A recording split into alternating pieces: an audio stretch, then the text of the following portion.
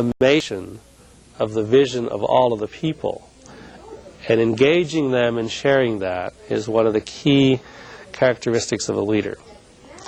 Having said that, if the vision is understood and there's a passion around it by the leadership and the organization, the leaders will emerge and you'll create the leaders.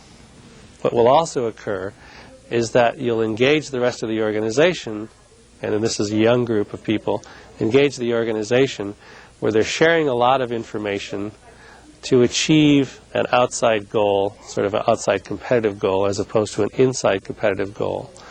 And so as that occurs, they'll all be sharing the information, and you'll be learning along the way very rapidly. And we are going to end this session with one last participation from Panama. Good afternoon. The question is the following. How can a leader who changes his mental structures and improves his consciousness and awareness and reality perception, how can this leader influence the people who are under him for them to change as well? To answer that question, I'd probably say a couple of things. One is that the experience that the person had themselves, the leader had themselves, is something which can be shared. The fact that they've made new discoveries or new understandings about themselves or have been able to learn and grow and can demonstrate that to the people and share that publicly is a very powerful message. I think the second thing that will happen is that the leader will start behaving in ways which will encourage those that work for them to do the same. And so whether they've shared their personal learning experience, the behaviors that they now are exhibiting will start encouraging others. So for example, if they recognize that someone else has learned something or someone else has made a discovery about themselves, they'll in fact recognize that by saying something. And that in and of itself becomes an encouraging or an encouragement to that individual to continue and demonstrates to others the belief or the new direction that the leader has. Thank you, Mr. Hoffmann. Let us now continue with module number 2, in which Mr. Hoffmann will discuss our ability to understand organizational learning.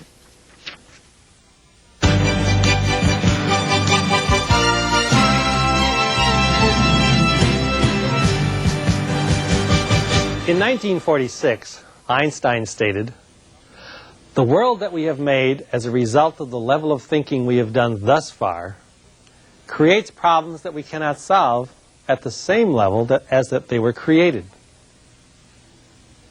So like the Sufi story, we need to continue to search in new places for clues to the solutions. As we reflect back on our conversation model, the final element we did not discuss was the direct influence of attitude on results. Briefly, the point of view from which we approach a situation will dictate its outcome. Let's say that I begin from the point of view that I can make a difference in solving a particular problem. What kinds of things will I do? Probably I'll generate some ideas. I'll have conversations with others which generate more ideas. I'll collaborate with leadership, etc. I may even volunteer to take on some of the responsibility myself. I'll own the solution, or at least part of it. I'll make a difference and get results. If you see someone approach a problem from the point of view that it's not my problem and I can't do anything about it, what will they do? They'll complain. To whom? They stand in the halls and at the water cooler and discuss how bad the problem is, getting others to buy into their point of view. Maybe you have even seen them actively trying to undermine a project or an initiative. They don't see how they can make a difference. Why do you think someone would ever begin from the point of view that it's not their problem? Or I cannot do anything about it. Or why would a subgroup in an organization ever approach a business problem from that point of view? If we reflect back on the two questions which I asked you to stand in front of the room and answer, you may arrive at the same conclusion. If I'm not accountable, I can't be blamed or judged by others if something goes wrong. The good news about attitude is that you and I and organizations have a choice. We can choose to change our attitude. It is a choice. Reflecting on the premises, what is the impact of an organizational culture which supports, by default or practice, a point of view that it's not my problem? Ideas are not generated.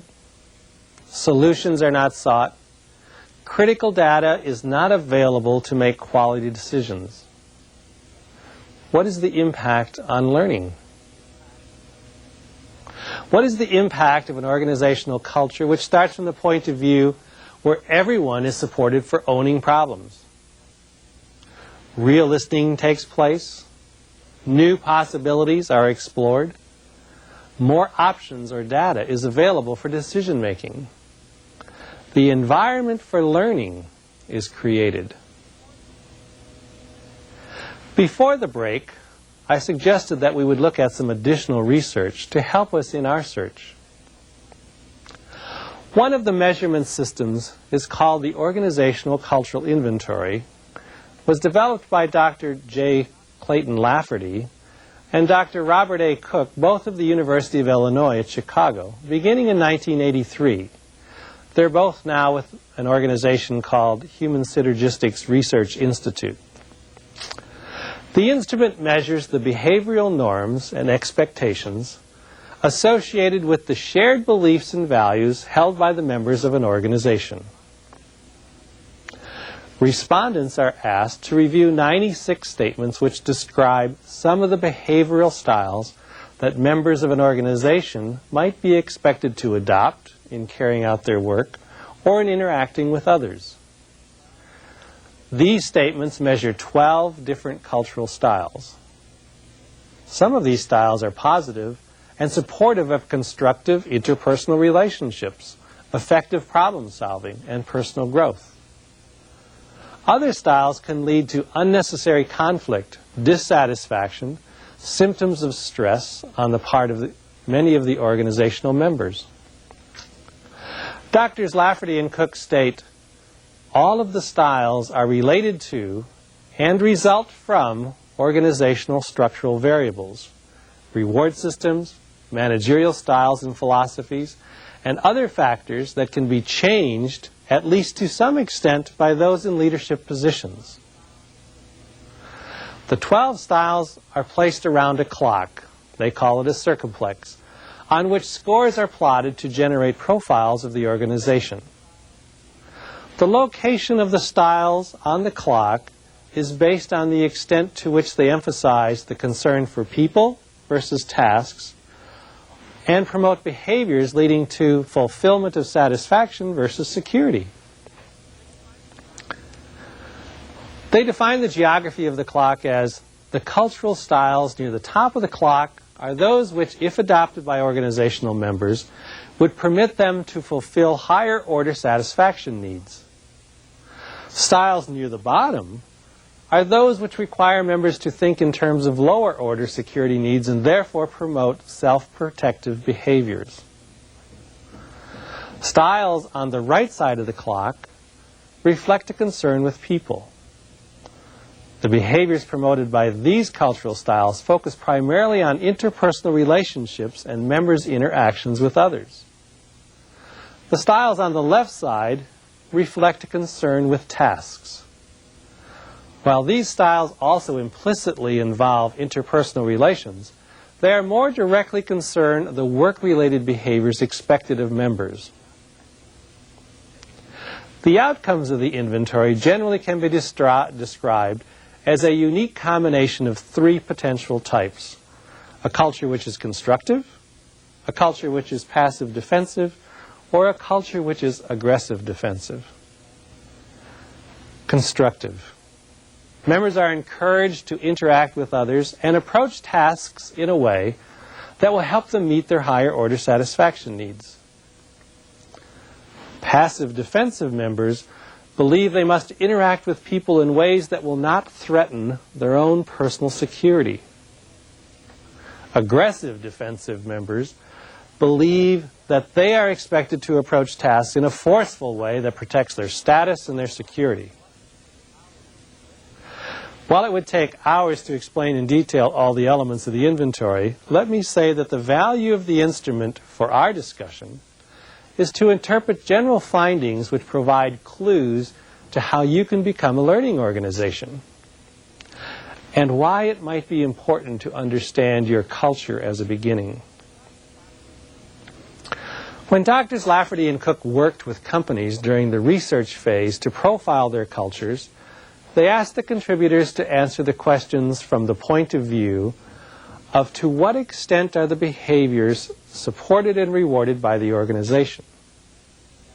And then, in a separate survey, asked the same people to what extent they would like to see the behaviors supported if they were working in an organizational culture they desired, one which would allow them to be most successful. This allowed Drs. Lafferty and Cook to develop profiles of what members described as the actual cultures and what members described as the desired organizational cultures. And this provided the base for validity and reliability studies. What they discovered was that people generally across international borders, whether conducted in Western Europe, Eastern Europe, the Americas, or Asia, described the organization they wished to work in very consistently. Displayed on the clock, it would look like this. Note the results recorded as extension, where the predominant ink appears, in the constructive styles, and the lack of extensions in the passive defensive styles and the aggressive defensive styles. People consistently described their desired working place to be one which supported styles encouraging personal growth and learning, one in which managers and leaders assisted them by mentoring, encouraged ideas, and took risks, environments where one could maintain their own integrity. As time went on and more companies and data were added to the base, other correlations could be made. For instance, in what types of organizational cultures would introduction of initiatives be more likely to succeed than others? Reviewing a few of these results would be helpful in our search. First, for example, comparing organizations which have a high-quality customer service with those that have low-quality customer service. How would the companies compare from a profile perspective? Let's look. Here we have organizations which have been rated by their customers as having superior customer service compared to companies which report their customer service as rated by customers to be poor. Note that the inventory measures extensions, more ink that is, in the satisfaction styles which are significantly higher in the quality service companies than in the poor service companies. Just to help understand the significance, the scales represented by the rings moving from the center of the circle to the perimeter are the 10th percentile, 25th percentile, 50th percentile, 75th percentile, 90th percentile, and 99th percentile. So a small movement in results in the 3rd, 4th, and 5th rings represents a very large, statistically significant difference. The differences between the types of companies in the satisfaction styles is about 26 percentage points. Let's look at another example. This clock compares organizations where members of the organization experience high job satisfaction versus low job satisfaction, a significant contributor to employee satisfaction. Once again, those organizations where employees experience high job satisfaction have significant extensions as measured in the satisfaction styles, generally about 30 to 34% higher. The organizational cultures in which employees experience low job satisfaction have significant extensions in the passive defensive styles and the aggressive defensive styles. Generally, about 40 percentage point spread. Reflecting back on the type of organizations which people found most desirable, and referencing this example, which type of organization do you believe supports organizational learning? This next clock compares organizations which emphasize rewards for performance versus those companies whose employees experience punishing behaviors. The pattern returns. Those companies which reward performance have higher cultural metrics in the satisfaction styles, generally about 24 to 45 percentage points higher. Those organizations perceived to emphasize punishments have greater extensions in the passive defensive, aggressive defensive styles, generally about 15 to 20 percentage points. This next finding was staggering for me. As some of you know, I was associated with the quality movement for many years. I had responsibility for implementing TQM, Total Quality Management, in my former company. Although we struggled for years, TQM never became a reality. The next example helped me finally understand. This chart compares organizational cultures where there was high commitment and satisfaction with TQM versus those organizations where there was a low commitment and satisfaction with TQM and also low adoption. Look at the difference. Astounding. Result extensions in the satisfaction styles are between 60 and 74 percentage points higher in those organizations which endorse TQM. Those organizational cultures where TQM did not work have results which are 28 to 74 percentage points higher in passive defensive and aggressive defensive styles. Think of the millions, maybe billions of dollars that companies have spent over the past decade introducing quality. Think of your own efforts in your companies. Do you think that the overall effectiveness of your programs could have been enhanced if you had understood the culture of your organization? For myself, I must ask, is it possible that TQM could have worked had I spent time understanding the current state of the organizational culture and addressed those needs first? The data emphatically answers yes. So this leaves us with the question, can we become a learning organization without understanding our current cultural organizational culture? I suspect not. Why would I say that? Let's explore that a little further too. First, organizational cultures are in a sense like human systems. Like the human, if there is an intrusion by a virus or a foreign substance, the immune system responds to the invasion and rallies to expel or kill the intruder. Organizations tend to do the same, healthy ones and those that are less healthy. Organizations have their own sort of immune system. Ideas or programs which are counter to current rewarded and valued attitudes and behaviors are rejected. If the balance of how things currently are rewarded and supported is challenged, the organization will find ways to cope with the idea until it runs its course and dies. Haven't we heard that one before? The organization perceives and reacts in a way which supports its preferred or biased view of how things get done. With filtered data, it makes choices and makes decisions. Second, I'm reminded of a body of research which has been conducted by the Performance Center at Virginia Tech School of Engineering, a group led by Dr. Scott Sink. It was a conclusion about achieving results in organizations. They posited the formula, results equals mechanisms times intention. The premise is that one can change the results in an organization by changing the mechanisms or by changing the intention. Let's take a look at a few examples.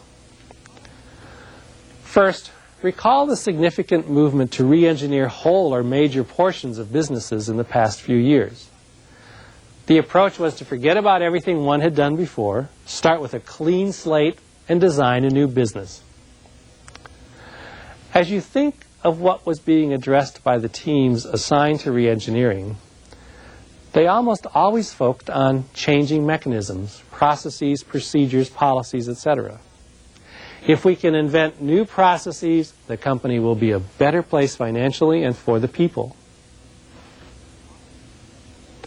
Let's review the quality movement. Quality implementation addressed both mechanisms and intention. But as most people experienced it, quality most frequently meant refining processes to make them more efficient, more customer-friendly, and more user-friendly. In most instances, there was a belief, whether expressed or not, that if we only fixed our processes, mechanisms, the business will be better financially and the employees will be more satisfied. I suspect that if you reflect back on many of the projects or programs which your companies introduced in the past decade, most would be associated with modifying, changing, or adding new mechanisms. And I suspect you will find the stated purpose of each to improve results. The question which arises relates to another element of the equation: intention, the spirit. What was the intention behind re-engineering, behind quality, behind the projects or programs introduced in your companies in the past decade? Was the intention financial, which exhibited itself in eliminating jobs, reducing employee benefits, etc.? Was the intention to create a better working environment where people could grow? More importantly, the question might be, was the intention clearly understood? And did the behaviors of the leaders and managers support the stated intention? Or did they support and reward behaviors which were counter to the talk? In other words, what did the organizational culture perceive to be valued? Thomas J. Watson Jr., the former CEO of IBM, wrote in 1963 in a company booklet titled "A Business and Its Beliefs," said, "I believe the real difference between success and failure in a corporation can very often be traced to the question of how well the organization brings out the great energies and talents of its people. What does it do to help these people find common cause with each other? And how can it sustain this common cause and sense of direction through the many changes which take place from one generation to another? I think the answer lies in the power of what we call beliefs and the appeal these beliefs have for its people. I firmly believe that any organization, in order to survive and achieve success, must have a sound set of beliefs on which it premises all of its policies and actions. Next, I believe that the most important single factor in corporate success is faithful adherence to those goals. Beliefs must always come before policies, practices, and goals. The latter must be altered if they are seen to violate fundamental beliefs. And that's what Mr. Thompson said. The mechanisms must be aligned with the intention if any results will be changed. James Collin and Jerry Porras, authors of a book called Built to Last, wrote about what they called visionary companies. Generally, these visionary companies were companies who have been around for over 50 years, have become icons in their industry, and for others around the world for their practice of management. They write, "A highly visionary company does not simply have some vague set of intentions or passionate zeal around core ideology and drive for progress. To be sure, a highly visionary company does have these, but it also has concrete, tangible mechanisms to preserve the core ideology and to stimulate progress." A little later in their book they write, It is the translation of those intentions into concrete items, mechanisms with teeth, that can make the difference between becoming a visionary company or forever remaining a wannabe. And a little later, they write, if you are involved in building and managing an organization, the single most important point to take away from this book is the critical importance of creating tangible mechanisms aligned to preserve the core beliefs and stimulate progress.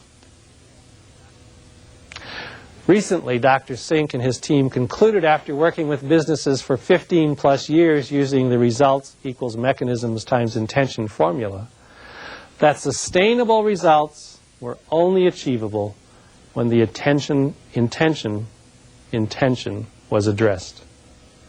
In fact, intention emerged as having a more significant influence than previously thought.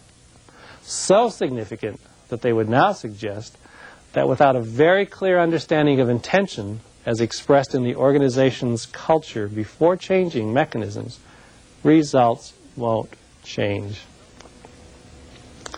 Social cognition research shows, writes Collin and Porras, that individuals pick up on all the signals in their work environment, big or small, as cues for how they should behave. People notice little things. People remember stories.